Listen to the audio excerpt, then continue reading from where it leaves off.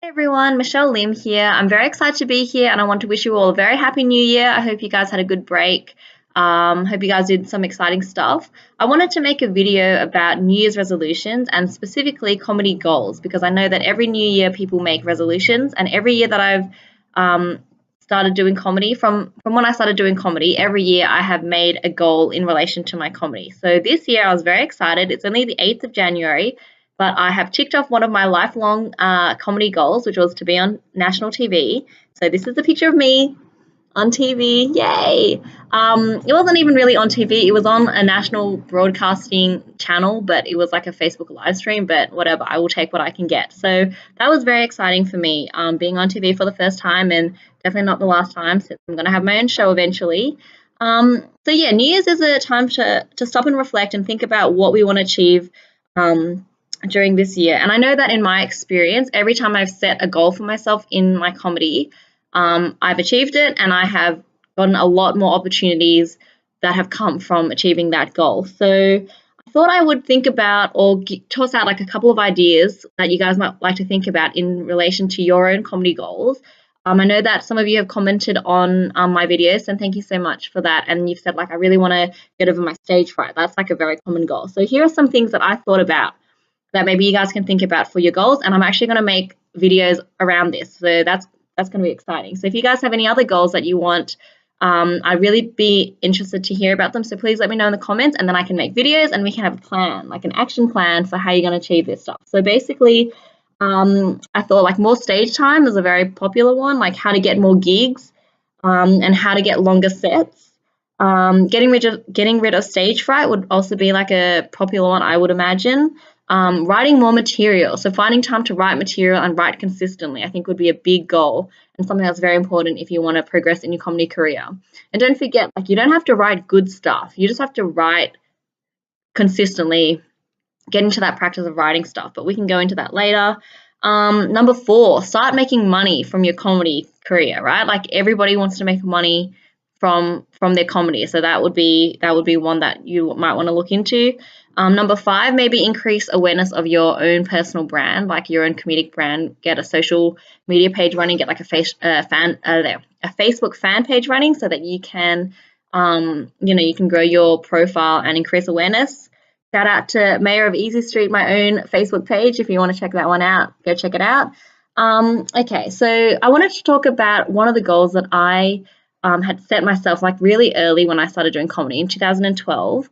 And that really boosted, like, I think that really helped kick my comedy career into progress. So basically, the goal that I set for myself was to write my own solo show for the Fringe Festival. So the Fringe Festival is like an amateur kind of grassroots sort of festival. They have them in lots of different places, like they have them in a lot of different states in Australia, and I'm sure they would have the Edinburgh Fringe Festival, which is like a really big one. I mean, Edinburgh. I'm sure they've got them in like North America and other parts of Europe as well. But basically, it's a place where people can put together shows, and they don't have to be fully professional shows. They're kind of like amateur-ish, a little bit avant-garde, a little bit artsy-fartsy, and people are more willing to go along to these experiences, and they have like a very open mind when it comes to the Fringe Festival, because it's, on the outskirts and it's very artsy, which is why it's called the Fringe Festival. So basically, what I did in 2012 was I said at the beginning of the year, okay, I'm going to write a show for the Fringe Festival. It's going to be a solo show. So I had probably been doing comedy for 2 years. I'd started in 2010, and I didn't have that many jokes. Like, if I had pulled together all my material, it'd be like 20 minutes of material. I need 45 minutes for the show, and then I had like a 15-minute support act. So I was like, okay, in this like 4 months, because the Fringe Festival, Fringe Festival's in September. So I was like, in this 9-month period, I need to like write a show, practice it, make it really good, and then I'm gonna like, perform this show. So I ended up doing that. It was really, really good. I wrote a lot of material during that year, which is ticking off that writing material goal.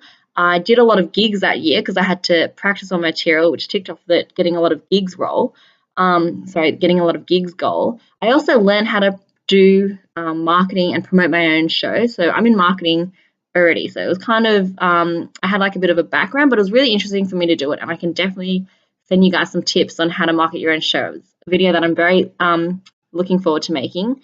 And then in the end, I sold out all 3 nights of my first like debut solo show, which was very cool. I had over 300 people come see me, which is very exciting. And I also made some really good contacts in the comedy industry because they could see, they could see my work. So I think that's really important for you when you're starting out, and obviously as you go through your career. Like, you can't expect people to call you for things if you do not have a body of work to show them. So doing your own show and making sure that you've got stuff that you can show to people is very important, which is why I like doing festivals and I like doing shows, because then I can call people up and be like, hey, don't just come and see me for like 5 minutes. I've got a full 45-minute show of all my stuff that you can come and see, and then you can decide if you like me or not. So definitely writing a show is a big commitment, but it's like so satisfying once you do it, and then you've got this body of work that you can record and you can send to people to use as part of your portfolio. So it's very exciting. So I just wanted to make this video to get you thinking about what sort of goals you want to do. Please let me know in the comments below, like, what sort of goals you guys are looking forward to ticking off your list this year. And I'm really excited to make more videos for you guys so we can work through these goals together. All right, thanks. Bye.